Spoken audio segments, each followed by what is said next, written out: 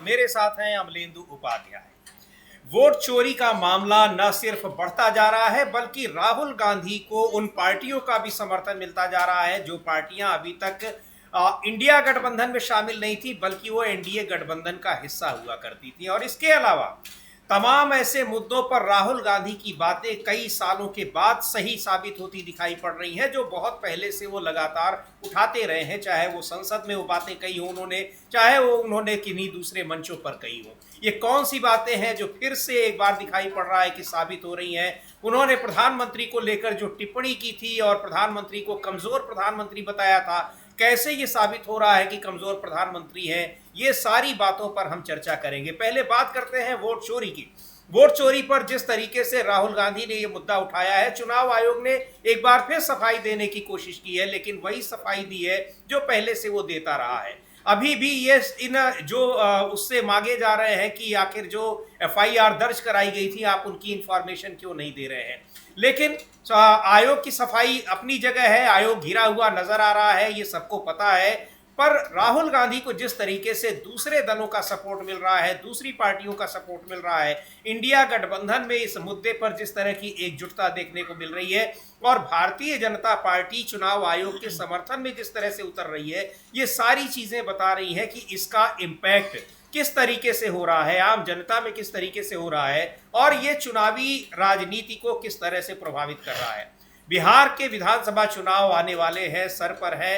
बिहार में भारतीय जनता पार्टी की कोशिशें किस तरह से वहां लोगों का ध्यान खींचने और वोट जुटाने में है, उसकी भी बात करेंगे कि नए नए तरीके अपनाए जा रहे हैं। लेकिन वोट चोरी के मुद्दे पर उससे जो सवाल पूछे जा रहे हैं चुनाव आयोग से, उनका जवाब देने जब भारतीय जनता पार्टी उतर रही है तो फिर सवाल उठ रहे हैं कि आखिर भारतीय जनता पार्टी को दिक्कत क्यों है। जो वोट चोरी के मुद्दे पर अब बीजू जनता दल का सीधे तौर पर समर्थन मिला है और बीजेडी का ये कहना है, उड़ीसा की पार्टी है, लंबे समय तक वहां शासन किया है और उसका ये कहना है कि इस मुद्दे पर राहुल गांधी के साथ सभी राजनीतिक दलों को एकजुट होकर आंदोलन करना चाहिए और आगे आना चाहिए, क्योंकि ये देश की लोकतांत्रिक व्यवस्था को खत्म करने की साजिश है। इसके अलावा और भी पार्टियों ने अपना समर्थन दिया है और राहुल गांधी के नेतृत्व में वोट चोरी के मुद्दे को आगे बढ़ाने का काम किया, आगे बढ़ाने की मांग की है। अमलेंदु जी, बीजू जनता दल जिस तरीके से इस बार वहां चुनाव हारी है, उसको भी लग रहा है कि क्या कुछ हो रहा है, पचा नहीं पा रही है। कई बार शिकायत चुनाव आयोग में कर चुकी है और अब सीधे तौर पर राहुल गांधी के समर्थन में, राहुल गांधी के नेतृत्व में इस मुद्दे को एक आंदोलन के रूप में आगे बढ़ाने की बात कर रही है। ये एक बड़ा बदलाव दिखाई पड़ रहा है।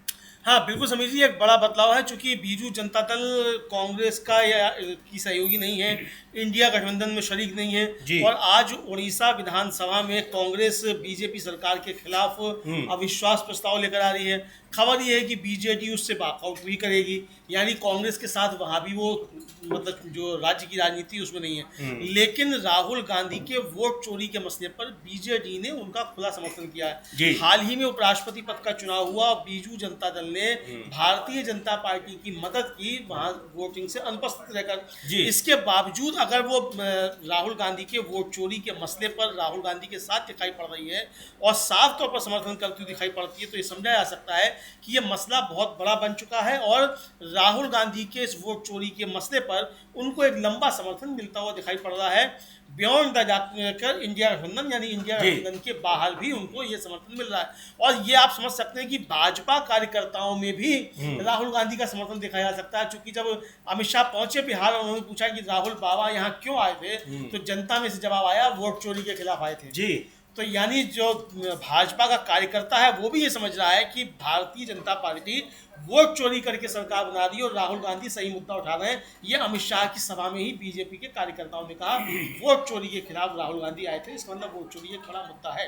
तो बीजू जनता दल के नेता हैं जी अमलेंदु जी, बिल्कुल ये सही बात है। और गोवा में, वहां पर गोवा फॉरवर्ड पार्टी जो है उसके नेता विजय सरदेसाई हैं, उन्होंने भी यही बात कही है और भी कई नेताओं ने, यानी जो इंडिया गठबंधन में शामिल नहीं है वो नेता भी, और इंडिया गठबंधन इस मुद्दे पर पूरी तरह से एकजुट लगातार बना हुआ है, ये दिखाई पड़ रहा है।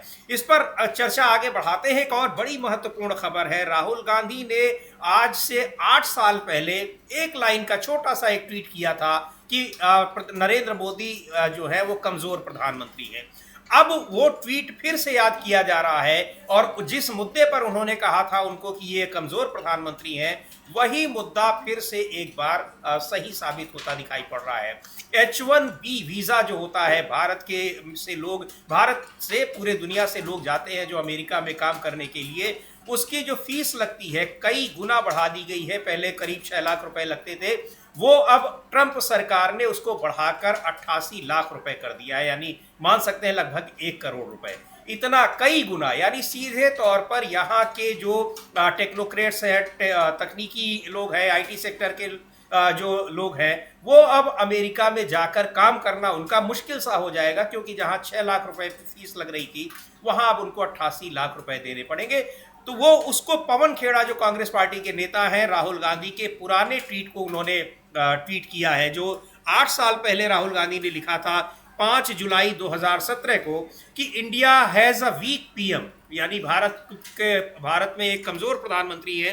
क्यों है? उस समय की भी खबर थी कि H1B वीज़ा को लेकर, और मिनिस्ट्री ऑफ एक्सटर्नल अफेयर्स यानी विदेश मंत्रालय के जो administered Kashmir, use of administered Kashmir, यानी उन्होंने जिन मुद्दों पर ये बातें की थी, H1B वीज़ा का जिक्र तब भी किया था। और आज वो फीस जब इतनी बढ़ा दी गई है, तो भारत से लोग किस तरीके से अब अमेरिका में जाकर काम करेंगे। और ट्रंप सरकार तमाम जो बाउंडेशन है, तमाम प्रतिबंध हैं, पहले से ही लगा रही है। 50% टैरिफ कर दिया गया है। बावजूद इसके जब एक शब्द भारत प्रधानमंत्री की तारीफ में बोल देते हैं, तो फिर से उनके जो समर्थक लोग हैं वो उछलने लगते हैं। लेकिन यहाँ एक के बाद एक डोनाल्ड ट्रंप भारत के खिलाफ फैसले ले रहे हैं और भारत को नीचा दिखाने की कोशिश कर रहे हैं। और 8 साल पहले का ये ट्वीट है अमलेंदु जी, और लिखा हुआ है पवन खेड़ा ने कि he called it out back in 2017 and nothing has change, India is still stuck with a weak prime minister, कि भारत अभी भी कमजोर प्रधानमंत्री है। बिल्कुल समीर जी, और ये जो राहुल गांधी का जो ट्वीट है ये 5 जुलाई 2017 का है, India has a weak PM।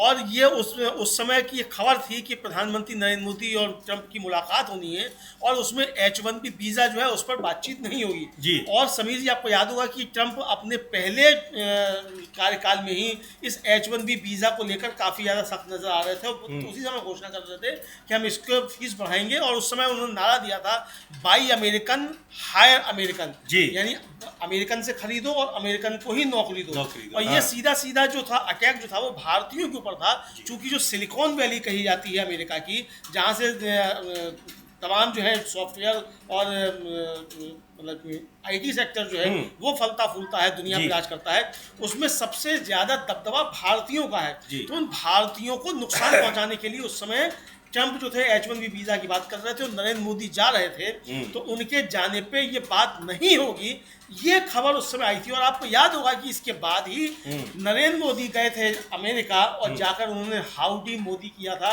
और उसके बाद यहाँ नमस्ते ट्रंप कराया गया था। यानी अब ट्रंप की नीति भारत को लेकर उस समय भी स्पष्ट थी, और नरेंद्र मोदी कितने कमजोर प्रधानमंत्री हैं ये राहुल गांधी ने उस समय कहा था कि आप जा रहे हैं और आप इस मसले पर ट्रंप से बात भी नहीं कर रहे हैं। और अभी भी यही बात देखने को आई है, जिस तरीके से भारतीयों को बेड़ियां पहनाकर और सेना के जहाज से भेज दिया गया, मालवाहक जहाज से भेजा गया, जिस तरीके से बेइज्जत करके भेजा गया, उससे हिसाब समझ में आया कि नरेंद्र मोदी बहुत कमजोर प्रधानमंत्री हैं और देश बहुत असुरक्षित हाथों में है। तो आज पवन खेड़ा ने यही ट्वीट किया है कि 8 साल बाद नरेंद्र मोदी फिर मतलब जो कमजोर प्रधानमंत्री साबित हुए, और राहुल गांधी 8 साल बाद फिर सही साबित हुए। बिल्कुल अमलेंदु जी, जिसका जिक्र किया, एक भी शब्द उस पर नहीं बोले, और बड़ी मुश्किल में जब प्रतिक्रिया आई तो उसको जस्टिफाई किया गया कि बिल्कुल सही किया है अमेरिका ने। इसके अलावा डोनाल्ड ट्रंप जिस तरह से दावा करते रहे कि उन्होंने सीज फायर करवाया है, उस पर भी प्रधानमंत्री कुछ नहीं बोले। टैरिफ 50% तक बढ़ा दिया गया, उस पर कुछ नहीं बोले।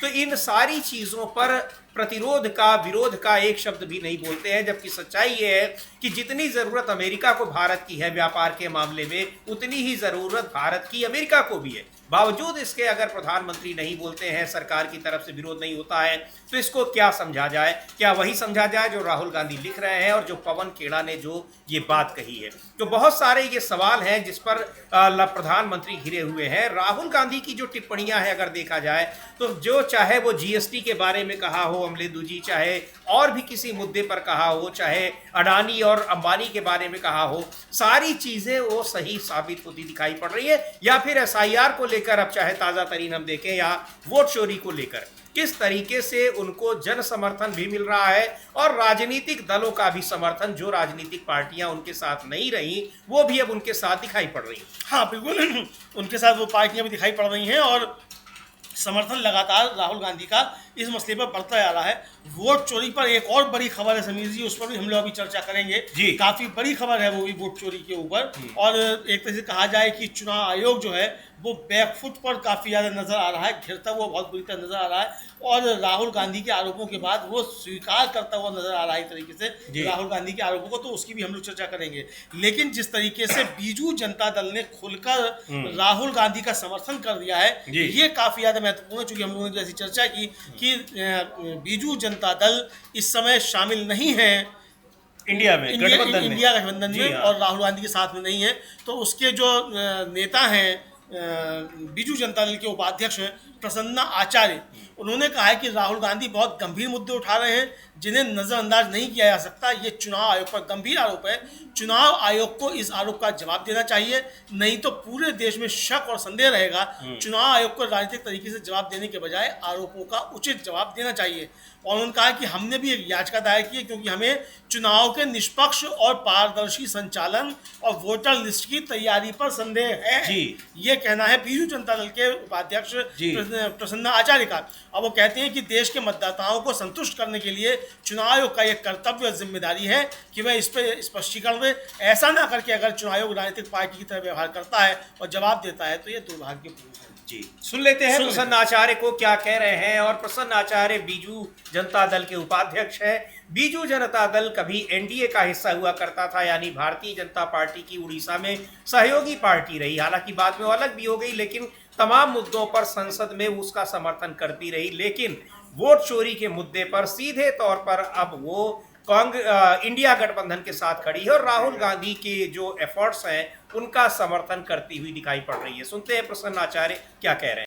संवैधानिक संस्था पर विपक्षी दलों का जो एक कह लीजिए कि विश्वास है वो कमजोर हो रहा है, वो निश्चित तौर पर बहुत गंभीर मामला है। और सीधे सीधे वही बात कह रहे हैं कि चुनाव आयोग की विश्वसनीयता प्रभावित है।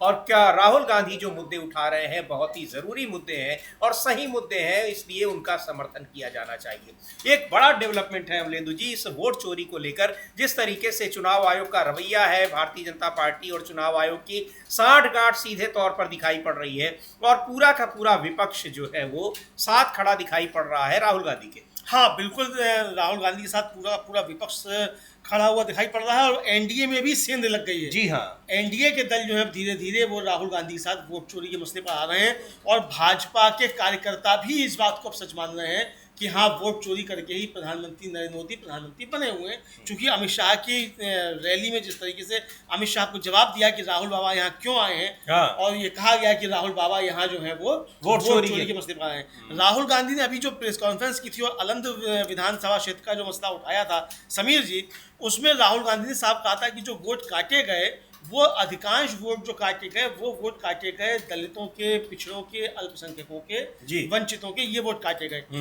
मल्लिकार्जुन खड़गे कांग्रेस के अध्यक्ष हैं, उन्होंने भी इसी तरीके की बात कही है, वो भी हम सुन लेते हैं। हालांकि उनकी पुरानी बात है लेकिन वो सुनना काफी ज्यादा महत्वपूर्ण है कि वोट काटे किसके जा रहे हैं, तो इससे समझ में आ जाएगा कि भारतीय जनता पार्टी और चुनाव आयोग की जो दुरभिसंधि है वो किस तरीके से काम कर रही है। जी बिल्कुल, वोट जो कटने वाले हैं उनमें ज्यादातर गरीब तबके के लोग हैं, दलित हैं, अल्पसंख्यक हैं, पिछड़े लोग हैं। सुन लेते हैं मल्लिकार्जुन खड़गे को क्या कह रहे हैं।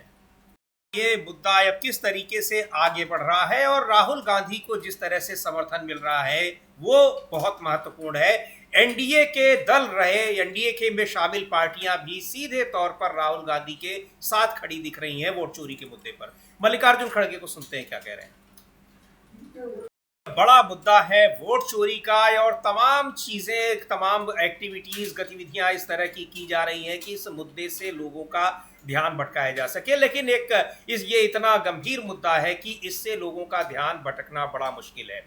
वोट चोरी को लेकर अगर चुनाव आयोग कुछ इस तरह से सबूतों के आधार पर खारिज करे आरोपों को तो एक बार समझ में भी आता है, लेकिन चुनाव आयोग जिस तरह से खुद ही स्वीकार कर रहा है कि जो आरोप लगे हैं वो सही है, हालांकि वो उनको जस्टिफाई करने की कोशिश कर रहा है, लेकिन उनके आरोपों के जवाब उस तरीके से तथ्यात्मक रूप से नहीं दिखाई पड़ रहे हैं जैसे आरोप लगाए गए हैं। और तुरंत ही उस पर, और सबसे जो गंभीर मुद्दा है वो ये कि भारतीय जनता पार्टी उनके बचाव में दिखाई पड़ रही है। चुनाव आयोग प्रेस कॉन्फ्रेंस नहीं करता है, लेकिन राहुल गांधी के आरोपों के तुरंत बाद भारतीय जनता पार्टी के नेता प्रेस कॉन्फ्रेंस करते हैं और इसको एक सीधे तौर पर खारिज करने की कोशिश करते हैं। लेकिन जिस तरीके से अब जो राजनीतिक दल हैं वो एकजुट हो रहे हैं, और वो दल जो इंडिया गठबंधन में नहीं भी हैं वो भी एकजुट हो रहे हैं, ये अब दिखा रहा है कि इस मुद्दे पर कितना बड़ा एक जन समर्थन तैयार हो रहा है पूरे देश में। हाँ, बिल्कुल एक बड़ा जन समर्थन इस मुद्दे पर तैयार हो रहा है, और बड़ा समर्थन राहुल गांधी की इस मुहिम को, वोट चोरी के खिलाफ जो है समीर जी, वो मिलता हुआ नजर आ रहा है। और अब आप छोटे से छोटे बच्चे से भी अगर पूछ लीजिए जी, तो वो आपको कहता है वो मिल जाएगा वोट चोर गद्दी छोड़, यानी ये नारा जन जन तक पहुंच गया है। और ये बात पहुंच गई है, राहुल गांधी इसमें सफल हो गए हैं कि नरेंद्र मोदी चोरी के वोटों से प्रधानमंत्री बने हुए हैं। ये बात जन जन तक पहुंच गई है और जनता को भरोसा हो गया। क्योंकि अभी जिस तरीके से सवाल उठने लगे हैं, जनता जिस तरीके की बात कर रही है, उससे ये बात समीरी साफ समझ में आ रही है। कांग्रेस के नेता हैं और राजस्थान के पूर्व मुख्यमंत्री हैं अशोक गहलोत, उन्होंने कहा है कि राहुल गांधी ने पहले ही कहा था कि ये हम कोई राजनीति नहीं कर रहे हैं, हम सिर्फ इतना चाहते हैं कि देश में लोकतंत्र मजबूत रहे, और ये तभी संभव होगा जब सभी नागरिकों का वोट डालने का अधिकार हमेशा के लिए सुरक्षित रहे। कभी लोगों के नाम हटा दिए जाते हैं, कभी दूसरे लोगों के नाम सूची में जोड़ दिए जाते हैं। तो इसको लेकर जो है, और जिस तरीके से बिहार में समीर जी SIR की जा रही है, उसको लेकर भी सवाल उठ रहे हैं कि आप क्यों वोट काटना चाहते हैं। मुख्य चुनाव आयुक्त ने क्यों कहा कि 2 करोड़ लोगों के नाम कटेंगे जी। और अभी भी जिस तरीके से वहाँ कार्रवाई चल रही है, उससे साफ तौर पर लगता है कि 2 से लेके 3 करोड़ तक लोगों के नाम काट दिए जाएंगे। अगर ऐसा है तो फिर इसका मतलब ये बड़ा हमला जो है वो आम नागरिकों के ऊपर चुनाव आयोग करने जा रहा है भारतीय जनता पार्टी की शपथ जी। तो ये एक बड़ा मसला बनता चला जी बिल्कुल। क्या कहा है अशोक गहलोत ने, उसको भी सुनते हैं। अशोक गहलोत राजस्थान के मुख्यमंत्री रहे हैं और कांग्रेस पार्टी के वरिष्ठ नेता हैं, और इस जो राहुल गांधी की ये मुहिम है वोट चोरी के खिलाफ, ये क्यों है, इसमें कोई राजनीति नहीं है, लेकिन ये एक ऐसा मुद्दा है जो देश में लोकतंत्र के लिए खतरनाक है अगर इसके खिलाफ आवाज न उठाई गई तो। सुनते हैं अशोक गहलोत को। भी यही कह रहे हैं, और सीधी सी बात है कि चुनाव आयोग इस पर क्यों नहीं वो विपक्ष के नेताओं को, राहुल गांधी को संतुष्ट करता है, जवाब देता है, जो आरोप लग रहे हैं उनको क्यों नहीं बताता कि आखिर ये आरोप सही है या गलत है। एक बार फिर दिखाएंगे। कल भी अभी ट्वीट किया चुनाव आयोग ने, लेकिन उसी बात को जो उसने राहुल गांधी की प्रेस कॉन्फ्रेंस के बाद ट्वीट किया था कि वहां पर जो शिकायतें मिली थी उनके खिलाफ FIR दर्ज कराई थी चुनाव आयोग ने ही, वहां के राज्य निर्वाचन आयोग ने। लेकिन सवाल यह है कि जो FIR दर्ज कराई गई उसकी जानकारी भी चुनाव आयोग क्यों नहीं दे रहा है। तो ये बहुत बड़ा मुद्दा है, और सबसे बड़ी बात यह है कि इसमें लगातार राजनीतिक समर्थन ये बढ़ता जा रहा है राहुल गांधी को। और उड़ीसा में अमलेंदु जी जिस तरीके से इस बार हार हुई है, तो उड़ीसा में भी वहां बीजू जनता दल के लोगों को भी लगा कि NDA में शामिल होने के बावजूद आखिरकार भारतीय जनता पार्टी ने इतनी मजबूत स्थिति में जो पार्टी थी उसको भी किस तरीके से वहां से सत्ता से हटाने में हटा दिया एक तरीके से। बाकी और जगहों में, तमाम राज्यों में, चाहे महाराष्ट्र हो, हरियाणा हो, जो भी उसकी सहयोगी पार्टियां थी वो सब लगभग खत्म हो चुकी हैं। तो बीजू जनता दल को भी ये लग रहा है कि ये वोट चोरी भी इस पूरे मामले में एक बड़ा कारण है। उसको लेकर शिकायत भी की है बीजू जनता दल ने चुनाव आयोग में। चुनावी प्रक्रिया में वहां कई सारे सवाल उठाए गए हैं, और अब इस मुद्दे पर सीधे तौर पर राहुल गांधी के साथ खड़ी दिखाई पड़ रही है। हाँ, बिल्कुल सीधे तौर पर राहुल गांधी के साथ खड़ी दिखाई पड़ रही है बीजू जनता दल। और बीजू जनता दल अभी तक भारतीय जनता पार्टी के साथ ही खड़ी नजर आती थी, पिछले दरवाजे से लगातार मदद करती थी, और अभी उपराष्ट्रपति पद के चुनाव में भी भारतीय जनता पार्टी की पिछले दरवाजे से मदद ही की मदद ही की। लेकिन ये जिस तरीके से सामने आ रहा है, तो अब ये राहुल गांधी का वोट चोरी के मसले पर समर्थन बढ़ता चला जा रहा है। उधर गोवा की एक पार्टी जो है समीर जी, उसने भी जिस तरीके से राहुल गांधी का समर्थन किया है वो भी बहुत ज़्यादा चर्चा का विषय है, और वो तो एनडीए की ही घटक दल है। जी हाँ। तो क्या कौन से सरदेसाई हैं उनकी पार्टी, विजय सरदेसाई। विजय सरदेसाई की पार्टी जो है वो जो है, तो उसने भी चिंता व्यक्त की है वोट चोरी के मसले पर। गोवा फॉरवर्ड पार्टी और राहुल गांधी को एक तरीके से सही उन्होंने ठहराया है। तो ये एक तरीके से देखा जाए तो एनडीए के अंदर भी बेचैनी इस वोट चोरी को लेकर बढ़ती दिखाई पड़ रही है। इधर जिस तरीके से अब नीतीश कुमार के ऊपर भारतीय जनता पार्टी धार रख रही है, उससे ये समझा जाता है कि नीतीश कुमार भी अब इस वोट चोरी के मसले पर खुलकर सामने आ सकते हैं। अब आएंगे कि नहीं आएंगे ये वो जाने, उनका काम जाने। जी हाँ। लेकिन जो चर्चा चल रही है तो उनकी पार्टी के अंदर भी काफी ज्यादा इसको लेकर ऊहापोह की स्थिति है, और विद्रोह के स्वर उनकी पार्टी से भी उठ रहे हैं कि इस मसले पर अगर ठीक से नहीं सुलझाया गया तो बीजेपी जनता दल यू को काफी ज्यादा नुकसान पहुंचा देगी वोट चोरी के जरिए। इस तरह की चर्चाएं भी चल रही है, पहुंचाएगी भी नहीं पहुंचाएगी ये एक अलग मसला समझिए हो सकता है। लेकिन जिस तरीके से चुनाव आयोग घिरा है, और चुनाव आयोग जो घिरा समीर जी, तो पहले ही राहुल गांधी की जो प्रेस कॉन्फ्रेंस थी उसको जो था वो इनकरेक्ट कहते हुए अपनी सफाई दी कि भाई हमने तो पहले ही तो एफआईआर दर्ज करा दी थी और कोई वोट डिलीट नहीं हो सकता। कल रात में फिर दोबारा यानी राहुल गांधी ने जो चैलेंज दिया था ज्ञानेश कुमार को कि ज्ञानेश कुमार जी या तो आप सीआईडी को 7 दिन के अंदर सारे दस्तावेज सौंप दीजिए, वरना फिर आप जो है वो समझे जाएंगे कि आप वोट चोरों को संरक्षण दे रहे हैं, इसके अलावा आपके पास कोई तीसरा विकल्प नहीं है। जी। तो 7 दिन से पहले ही चुनाव आयोग ने फिर ये कहा है कि अपनी सफाई पेश की है, और एक प्रेस विज्ञप्ति कल रात में जारी की समीर जी, करीब 9 बजे के आसपास वो विज्ञप्ति जारी हुई चुनाव आयोग की, और उसमें सफाई देने का काम किया गया है कि हम तो पहले ही कागज सीआईडी को सौंप चुके हैं। तो यानी राहुल गांधी ने जो 7 दिन का समय दिया था ज्ञानेश कुमार जी को, 7 दिन से पहले ही 2 दिन में ही चुनाव आयोग की सफाई उस पर आ गई है। तो वो हम दिखा सकते हैं कि क्या उन्होंने ट्वीट किया, क्या उनकी प्रेस विज्ञप्ति है, वो अंग्रेजी में हो तो आप हिंदी में इसको बता जी बिल्कुल। उसने निर्वाचन आयोग ने जो प्रेस नोट जारी किया है उसमें बताया कि जनता का कोई भी सदस्य ऑनलाइन वोट नहीं हटा सकता, यानी जो वोट डिलीशन का मामला है 6000 से ज़्यादा वोट जो हटाए गए, डिलीट किए गए आलंद में, उस पर ये जवाब है। और ऑनलाइन फॉर्म 7 निर्वाचन क्षेत्र का कोई भी मतदाता ऑनलाइन फॉर्म 7 भरकर किसी प्रविष्टि को हटाने के लिए आवेदन कर सकता है, लेकिन केवल फॉर्म 7 जमा करने से प्रविष्टि अपने आप नहीं हट जाती। ये किसी भी व्यक्ति को नोटिस दिए बिना और उसे सुनवाई का अवसर दिए बिना उसका नाम मतदाता सूची से नहीं हटाया जाता है। आलंद में विलोपन के लिए यानी डिलीशन के लिए फॉर्म 7 में 6018 आवेदन ऑनलाइन जमा किए गए थे। सत्यापन के बाद केवल 24 आवेदन वास्तविक पाए गए, जबकि 5994 गलत पाए गए। 24 आवेदन स्वीकार किए गए और बाकी गलत आवेदन अस्वीकृत कर दिए गए। इतनी बड़ी संख्या में विलोपन आवेदनों की प्रामाणिकता पर संदेह होने पर एक जांच की गई और बाद में आलंद पुलिस स्टेशन में एक एफआईआर दर्ज कराई गई। वहाँ के जो निर्वाचन अधिकारी थे और वहाँ कर्नाटक के मुख्य निर्वाचन अधिकारी ने 6 सितंबर 23 को जांच पूरी करने के लिए आयोग के पास उपलब्ध सभी जानकारी पुलिस अधीक्षक कलबुर्गी जिले को सौंप दी। साझा की गई जानकारी में आपत्ति करने वाले का विवरण जैसे फॉर्म संदर्भ संख्या, एपिक नंबर, लॉगिन के लिए उपयोग किया गया मोबाइल नंबर इत्यादि, ये सारी चीज़ें, और आईपी एड्रेस, आवेदक का स्थान, इन सबको ये सारी जानकारी शेयर की गई थी। कर्नाटक जांच एजेंसी को निरंतर सहायता प्रदान कर रहे हैं या मुख्य वहाँ पर, जिसमें कोई भी अतिरिक्त जानकारी और दस्तावेज शामिल है। रिकॉर्ड के अनुसार आलंद विधानसभा क्षेत्र 2018 में बीजेपी और 2023 में कांग्रेस ने जीता था, ये बता रहे हैं। और बहुत सारी चीज़ें, यानी इसको लेकर अब महाराष्ट्र के बारे में भी उन्होंने कहा है कि 7792 आवेदन प्राप्त हुए थे डिलीशन के। सत्यापन के बाद 6861 आवेदन अमान्य पाए गए। इतनी बड़ी संख्या में प्रामाणिकता होने पर वहाँ भी एफआईआर दर्ज कराई गई।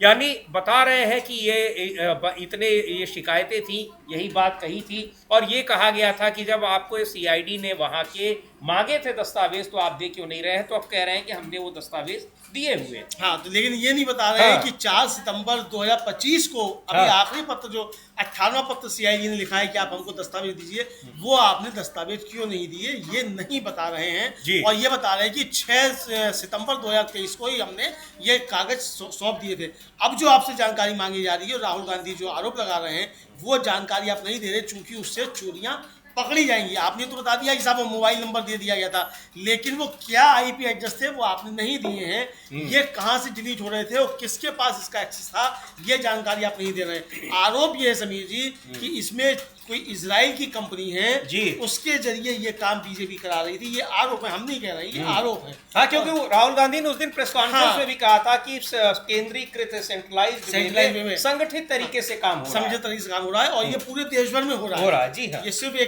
सिर्फ आनंद विधानसभा क्षेत्र का मामला नहीं है या सिर्फ राज्यों का मामला नहीं है। ये दो जगह का तो चुनाव आयोग खुद स्वीकार कर रहा है कि हाँ ये गड़बड़ियां हुई जी। और एक और कॉन्स्टिट्यूंसी है तुलजापुर महाराष्ट्र की, जहाँ 1000 आवेदन जो थे वो 6 दिन में आए, और जब बीएलओ गया जांच करने के लिए सब पे सब फर्जी पाए गए, वहां भी एफआईआर दर्ज हुई है। तो ये जब आपने ही एफआईआर दर्ज कराई है तो आप राहुल गांधी के आरोपों को इनकरेक्ट कैसे कह सकते हैं? ज्ञानेश कुमार जी, आप खुद स्वीकार कर रहे हैं कि यहाँ घपले हुए जी, और आपके ही लोगों ने एफआईआर दर्ज कराई। तो जब आपके ही लोगों ने एफआईआर दर्ज कराई तो आप अब वो कागजात सीआईडी को क्यों नहीं दे रहे? इसका मतलब क्या, इसमें कोई फंस रहा है जिसको बीजेपी बचाना चाहती है, जिसको चुनाव आयोग बचाना चाहता है? इसका मतलब राहुल गांधी के आरोप सच साबित होते हैं, और अगर ऐसा नहीं है तो फिर सीआईडी को सारे कागज उपलब्ध कराने चाहिए।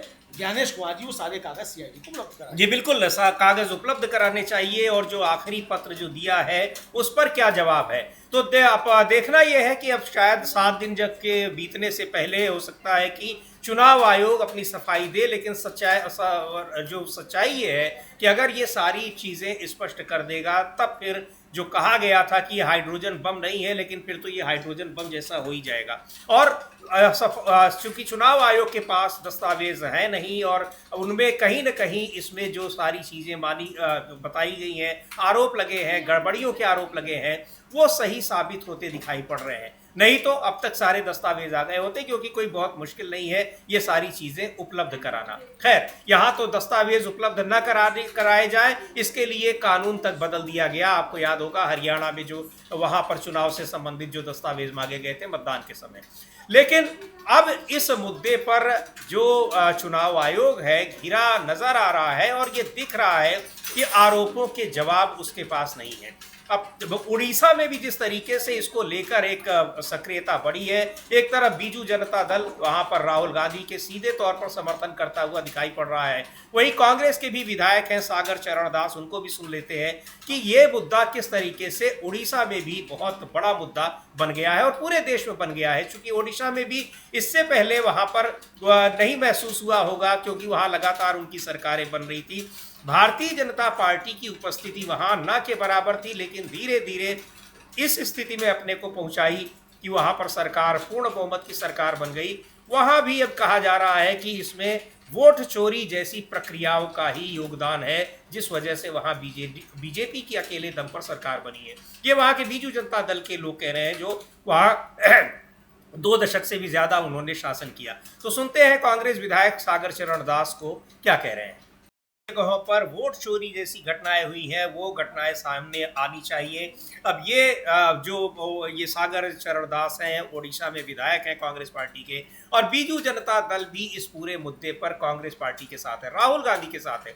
वहां पर जो सीधे तौर पर बीजू जनता दल के लोग कह रहे हैं कि राहुल गांधी के नेतृत्व में सभी राजनीतिक दलों को इसके खिलाफ एक बड़ा अभियान चलाना चाहिए। ये बड़ी उपलब्धि है इस मुद्दे पर लगातार आवाज उठाते रहने की राहुल गांधी की। हाँ बिल्कुल बिल्कुल, ये बड़ी एक मांग है, और ये साफ तौर पर जो राहुल गांधी मांग उठा रहे हैं इसका काफ़ी ज़्यादा समर्थन समीर जी मिलता हुआ नज़र आ रहा है देश भर में। राहुल गांधी को ये साफ तौर पर समझा जा सकता है। तो ये राहुल गांधी का समर्थन बढ़ रहा है, और लगातार सवाल जो है वो पूछे जा रहे हैं चुनाव आयोग से और भारतीय जनता पार्टी से, लेकिन इसके जवाब जो हैं वो भारतीय जनता पार्टी तो आके दे रही है चुनाव आयोग के बचाव में, लेकिन चुनाव आयोग जिस तरीके की बातें कर रहा है वो एक तरीके से स्वीकारोक्ति है कि हाँ गड़बड़ियाँ हुई हैं, और राहुल गांधी के वोट चोरी के आरोप एकदम सही है। जी बिल्कुल, तो वोट चोरी के आरोपों पर लगातार घिरे हुए हैं। और इधर जिस तरीके से अमेरिका के राष्ट्रपति डोनाल्ड ट्रंप एक के बाद एक भारत को झटके दे रहे हैं, वो भी एक बड़ा मुद्दा है, और सरकार उन सारे मुद्दों पर खामोश दिखाई पड़ रही है। H1B वीज़ा जो यहाँ के तमाम पेशेवर वहाँ जाते हैं, काम करते हैं अमेरिका में, उसकी अभी तक फीस हुआ करती थी 6 लाख रुपए के करीब, वो बढ़ाकर अब 88 लाख रुपए कर दी गई है। और ये बड़ा झटका है यहाँ के पेशेवरों का जो अमेरिका जाते थे।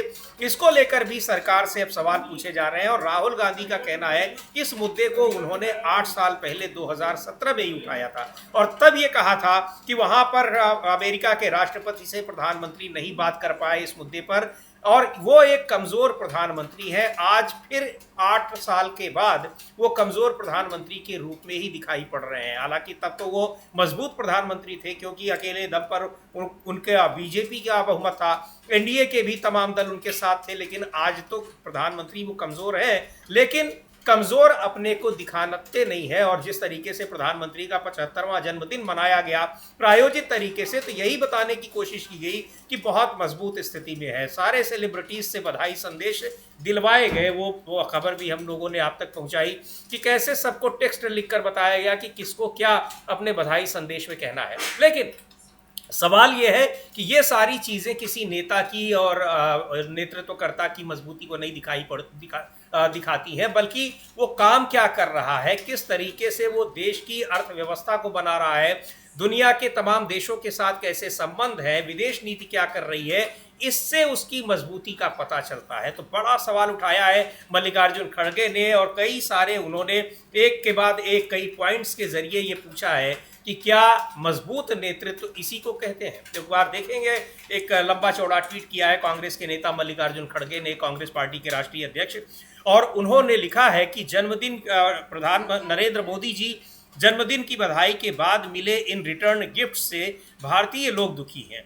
आपकी अब की बार ट्रंप सरकार की सरकार से मिले ये जन्मदिन के रिटर्न गिफ्ट्स, H1B वीज़ा पर सालाना $1 लाख फीस, इससे भारतीय टेक कर्मचारियों को सबसे ज़्यादा नुकसान होगा क्योंकि 70% H1B वीज़ा होल्डर भारतीय हैं। 50% टैरिफ पहले ही लगा दिया गया है, जिसमें सिर्फ 10 सेक्टर भारत को 2,17,000 करोड़ रुपए का नुकसान होने का अनुमान है। हायर एक्ट भारतीय आउटसोर्सिंग को निशाना बनाता है। चाबहार पोर्ट पर छूट हटा दी गई जो हमारे रणनीतिक हितों को नुकसान पहुंचाता है। यहां तक कि यूरोपियन यूनियन से भारतीय सामान पर 100% टैरिफ लगाने की मांग की गई है। ट्रंप ने हाल ही में कई बार दावा किया कि उनके दखल से भारत पाक युद्ध नहीं हुआ। भारतीय राष्ट्रीय हित सर्वोपरि है। गले मिलना, खोखले नारे, कंसर्न लोगों से मोदी मोदी बुलवाना, ये विदेश नीति नहीं है। विदेश नीति का मतलब है हमारे राष्ट्रीय हितों की रक्षा करना, भारत को पहले रखना और समझदारी और संतुलन से दोस्ती करना। इसे सिर्फ दिखावा नहीं बनाया जा सकता जिससे हमारे लंबे समय के हितों को नुकसान हो। तो ये एक सारी बातें कही है कि ये सरकार कर क्या रही है अंतर्राष्ट्रीय मोर्चे पर, और जिस तरीके से एक के बाद एक भारत के खिलाफ फैसले ले रही है ट्रंप सरकार, उस पर सरकार बिल्कुल खामोश दिखाई पड़ रही है। और तमाम आरोप भारतीयों के साथ किस तरीके से अमेरिका ने भारत के लोगों को यहाँ पहुँचाया था जो अवैध तरीके से अमेरिका गए हुए थे, अमानवीयता के साथ पहुँचाया, उस पर भी सरकार खामोश है। ये सवाल बार बार पूछा जा रहा है और राहुल गांधी पूछ रहे हैं कि आखिर सरकार की खामोशी का राज क्या है, क्यों ट्रंप को लेकर, अमेरिका को लेकर कुछ भी नहीं कहते, जबकि वो एक के बाद एक इस तरह के फैसले। और अभी 2 दिन पहले एक आप ट्वीट में प्रधानमंत्री की तारीफ कर दी या प्रधानमंत्री को बर्थडे गिफ्ट कर दिया, उसके बाद फिर से ये खबरें आने लगी कि संबंध सुधर गए और हम फिर से अमेरिका को आग दिखाने लगे हैं। ये एक के बाद एक चाबहार पोर्ट पर इतना बड़ा फैसला ले लिया है, वहाँ लाखों अरबों रुपए भारत सरकार ने वहाँ इन्वेस्ट किए हुए हैं। और अब ये है कि जिस तरह से रूस से तेल खरीदने पर 50% टैरिफ अब देना पड़ रहा है, वहाँ भी ईरान से हमारा व्यापार ना हो, उसके लिए ये दबाव डालने की कोशिश की जा रही है। यानी भारत की पूरी जो संप्रभुता है सीधे सीधे उस पर अटैक कर रहा है अमेरिका, लेकिन सरकार खामोश है। और यही सवाल पूछा जा रहा है, विपक्ष पूछ रहा है कि आखिर क्यों खामोश है सरकार, प्रधानमंत्री कुछ भी क्यों नहीं बोल रहे हैं। हाँ बिल्कुल, प्रधानमंत्री कोई भी कुछ क्यों नहीं बोल रहे हैं। और ये सबसे बड़ा निशाना जो है जी, ये भारत की संप्रभुता पे है। और नरेंद्र मोदी का दोस्त जो है डोनाल्ड ट्रंप, वो लगातार भारत के हितों पर सीधे सीधे हमले कर रहा है। और यहाँ प्रधानमंत्री बता रहे हैं ट्वीट करके कि भाई बहुत अच्छी दोस्ती है ट्रंप जी से और आपने और भारत को बहुत अच्छा समझते हैं। तो ये रिटर्न गिफ्ट जो है, इसको लेकर मल्लिकार्जुन खड़गे ने सीधा सीधा सवाल उठाया कि आपके जन्मदिन का ये रिटर्न गिफ्ट जो है वो ट्रंप ने दिया है कि $1,000 जो है उसका कर दिया गया है, H1B वीज़ा का फीस कर दी गई, लगभग 88 लाख रुपए, जो अभी तक 1 लाख रुपए से 6 लाख रुपए के बीच में हुआ करती थी। इससे सबसे ज़्यादा प्रभावित आंध्र प्रदेश और तेलंगाना के जो हैं वो लोग होंगे। जी। तेलंगाना कांग्रेस की उपाध्यक्ष हैं कोटा नीलिमा, उन्होंने इसको लेकर एक ट्वीट किया और सीधे सीधे प्रधानमंत्री नरेंद्र मोदी और विदेश मंत्री एस जयशंकर से सीधे सीधे सवाल पूछा है कि आप इसका समाधान खोजने में असफल क्यों रहे और क्या आप तेलंगाना और आंध्र प्रदेश के युवाओं के हितों की रक्षा कर सकते जी हैं। बिल्कुल, कोटा नीलिमा का भी ये देखते हैं हम लोग ट्वीट, और अमलेंदु जी पहले देख लेते हैं कि लिखा क्या है उन्होंने कि भारत के युवाओं, खासकर मेरे शहर हैदराबाद के युवाओं को H1B वीज़ा फीस में $1 लाख की बढ़ोतरी से नुकसान होगा, क्योंकि ज़्यादातर भारतीय आवेदक तेलुगु भाषी राज्यों से हैं। शायद ये सवाल पूछना बेकार है, फिर भी डॉक्टर एस जयशंकर राजनयिक समाधान खोजने में क्यों असफल हो रहे हैं? प्रधानमंत्री नरेंद्र मोदी क्या तेलंगाना और आंध्र प्रदेश के युवाओं के हितों की रक्षा कर सकते हैं?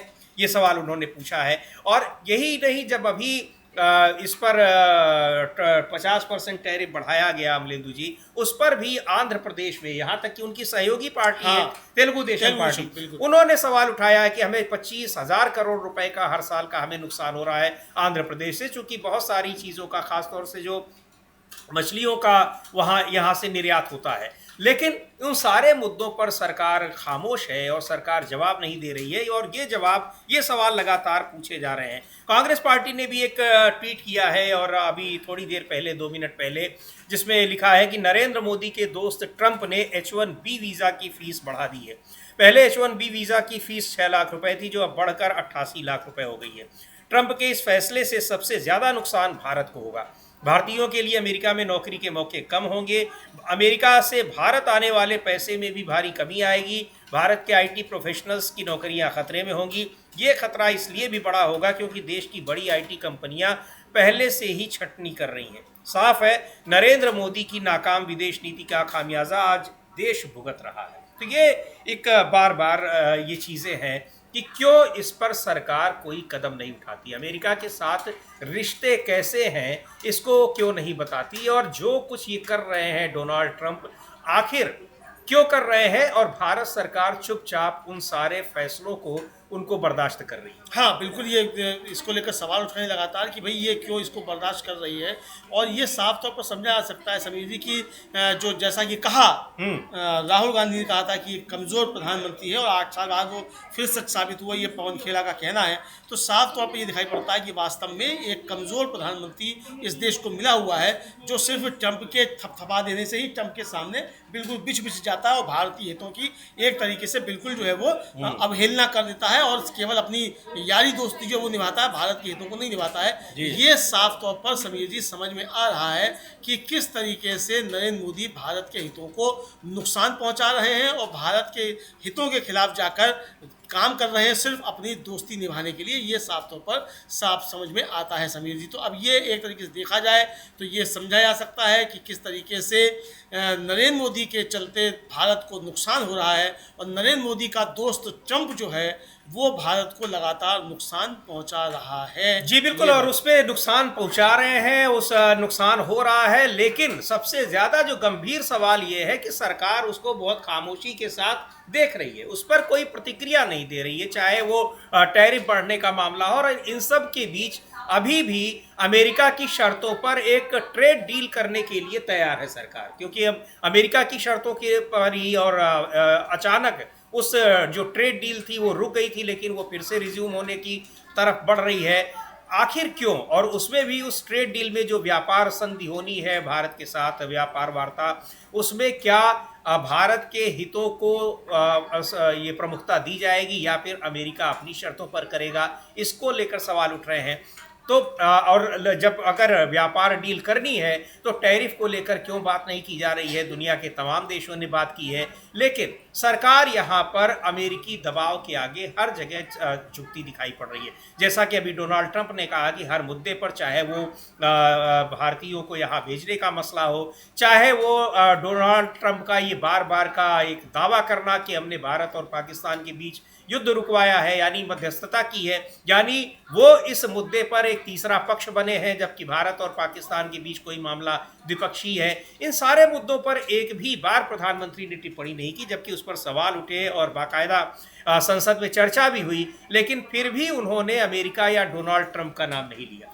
तो अब ये सवाल तो पूछा ही जाएगा कि भाई आखिर क्या ऐसी बात है कि वो हमारे ऊपर इस तरीके के प्रतिबंध लगा रहे हैं और हम खामोशी के साथ उन प्रतिबंधों को झेल रहे हैं। हाँ बिल्कुल, यही यही है, और ये साफ तौर पर समझा जा सकता है कि किस तरीके से ये जो है वो काम जो है वो कर रही है, मतलब बीजेपी चुनाव आयोग मिलकर कर रहे हैं, ये साफ तौर पर समीर जी समझा जा सकता है। और वोट चोरी पर समीर जी, राहुल गांधी की अभी अभी एक और बाइट आ गई है, और राहुल गांधी इस समय केरल में हैं और वहाँ जो है वो वोट चोरी को लेकर क्या जवाब दे रहे हैं ये हम लोग अभी अभी सुन सकते हैं। बिल्कुल 30 सेकंड पहले ही राहुल गांधी की ये बाइट आई है समीर जी। जी बिल्कुल, सुनते हैं कि क्या कह रहे हैं राहुल गांधी। और ये केरल में और वायनाड में है, वहां पर उन्होंने सवाल पूछा गया उनसे वोट चोरी को लेकर, तो क्या कहा है। और राहुल गांधी एक बात, ये महत्वपूर्ण बात है कि जो भी उन्होंने आरोप लगाए हैं कभी उनसे पीछे नहीं हटे हैं, और देखा गया है कि उन सारे आरोपों में सच्चाई, चाहे वो जिस भी मुद्दे पर लगातार संसद में उठाते रहे, दूसरे फोरम्स में, चुनाव अभियान में उठाते रहे, और वो सारी चीज़ें सही दिखाई पड़ी। और अब तो सरकार अपने उन फैसलों को पलटने भी लगी है जो मुद्दों को राहुल गांधी उठाते रहे हैं। जीएसटी का हम लोगों ने देखा कैसे उस पर हालांकि पूरी तरीके से नहीं किया है, लेकिन ज़्यादातर चीज़ों पर उन बातों को स्वीकार किया है जिन बातों पर विपक्ष आपत्ति करता था, और राहुल गांधी ने इसका नाम ही रख दिया था GST, Gabbar Singh tax, GST का नाम। खैर, सुन लेते हैं वोट चोरी पर अभी अभी क्या कहा है केरल में राहुल गांधी। करता रहूंगा, सीधे तौर पर वो कह रहे हैं कि हम सवाल पूछ रहे हैं और हमने बताया है कि कैसे हुआ, अगर हम गलत है तो वो बताया जाए, हम ये सवाल पूछते रहेंगे। और ये अपने मुद्दों से पीछे नहीं हटे हैं राहुल गांधी, और तथ्यों के आधार पर जो मुद्दे लाए हैं हमेशा वो सही साबित करते आए हैं अपने। हाँ बिल्कुल, हमेशा सही साबित करते आए। जैसा कि हम लोगों ने चर्चा की जी, नरेंद्र मोदी कमजोर प्रधानमंत्री हैं, H1B वीजा को लेकर जुलाई 2017 में राहुल गांधी ने कहा था, वो आज सच साबित हो गया है जी। इसी तरीके से राहुल गांधी कह रहे हैं, अभी जो उनकी बाइट थी उसमें साफ तौर पर कह रहे हैं कि हम इसे इस तरह दिखाएंगे कि भारत में कोई भी ये ना कहे, किसी को भी ये शंका ना रहे कि नरेंद्र मोदी वोट चोरी करके चुनाव नहीं जीते हैं। हम एक ऐसा सच सामने रखेंगे जो स्थिति की पूरी सच्चाई को उजागर कर देगा। हमारे पास जो हम कह रहे हैं उसके पुख्ता सबूत हैं, और जो हमने कल प्रेस कॉन्फ्रेंस में बताया वह पूरी तरह सच है। कर्नाटक में सीआईडी जांच कर रही है, सीआईडी ने उन फ़ोन नंबरों की जानकारी मांगी है जिनका इस्तेमाल वोट चोरी के लिए किया गया। ज्ञानेश कुमार सीईसी हैं, सीईसी वह जानकारी नहीं दे रहे हैं जो कर्नाटक सीआईडी मांग रही है। सीईसी के खिलाफ इससे बड़ा कोई आरोप नहीं हो सकता। पुलिस जानकारी मांग रही है और चुनाव आयोग नहीं दे रहे। हम इसे इस तरह दिखाएंगे कि भारत में कोई ये ना कहे कि नरेंद्र मोदी जी ने वोट चोरी करके चुनाव नहीं जीता।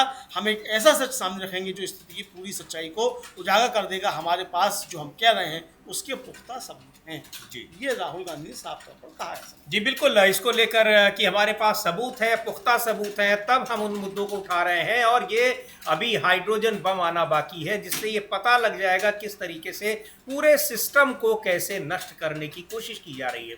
तो ये बड़े आरोप हैं, और चूंकि पुख्ता सबूत है, सबूतों के आधार पर ये आरोप लग रहे हैं। यही कारण है कि राहुल गांधी को व्यापक समर्थन भी मिल रहा है उन राजनीतिक दलों का भी जो राहुल गांधी की पार्टी के साथ गठबंधन में नहीं शामिल है, और बराबर मिल रहा है। और सीधे कहा जा रहा है कि वो नेतृत्व करें, सारे लोग उनके साथ खड़े मिलेंगे, वो चाहे बीजू जनता दल हो या फिर और भी पार्टियां हों।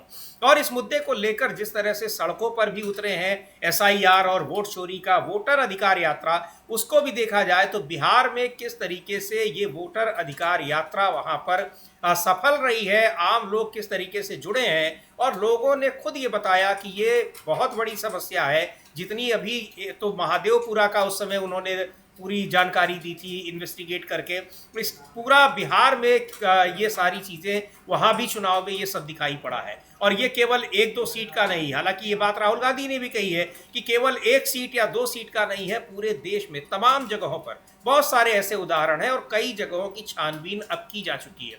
अब जिस हाइड्रोजन बम की चर्चा हो रही है, अगर वो सही हो तो फिर वो तो वाराणसी की सीट है, लोकसभा सीट, कि वहाँ किस तरीके से एक वोट चोरी के जरिए प्रधानमंत्री नरेंद्र मोदी की जीत हुई है, और वहाँ से वो लोकसभा के सांसद बने हैं।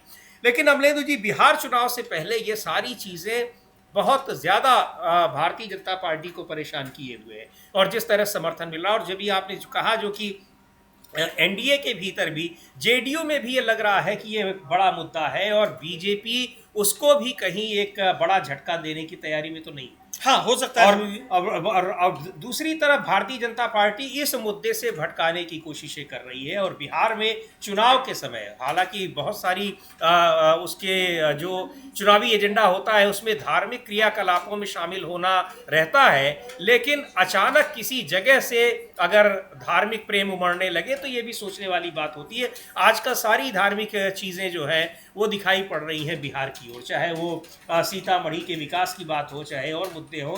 ताज़ा तरीन भी अभी है कि प्रधानमंत्री गया भी जाने वाले हैं, इसकी भी बड़ी चर्चा हो रही है। हाँ, प्रधानमंत्री गया जाने वाले हैं और आज गया जी पहुंच गई हैं राष्ट्रपति जी। तो सारे लोग गया जी क्यों जा रहे हैं भाई, सारे वीवीआईपी। राष्ट्रपति से लेके उपराष्ट्रपति का, मुझे लगता है उपराष्ट्रपति का भी एक कार्यक्रम बन जाएगा।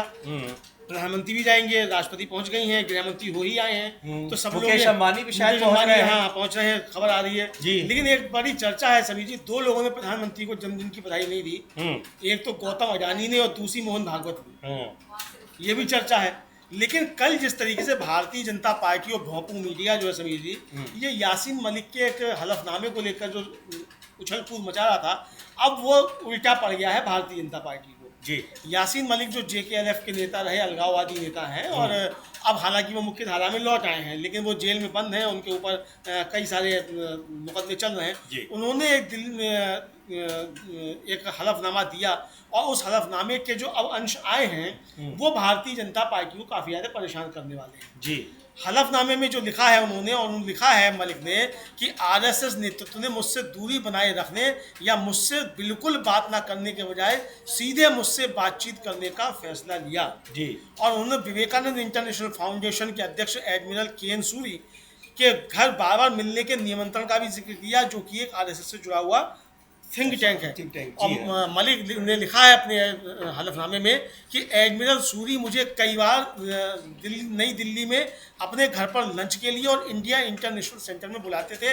एक अन्य कश्मीरी पंडित नेता सुरेंद्र अमरधर, जिन्हें वे RSS से जुड़ा बताते हैं, इसी उद्देश्य से श्रीनगर में मलिक के घर आए थे और दो शंकराचार्यों से भी यासीन मलिक की मुलाकातें हुई। यासीन मलिक ने बताया है कि श्रीनगर में उनके घर पर दो शंकराचार्य जो प्रमुख प्रभावशाली हिंदू मठों के प्रमुख हैं, एक बार नहीं बल्कि कई बार आए और उनके साथ प्रेस कॉन्फ्रेंस भी की जी।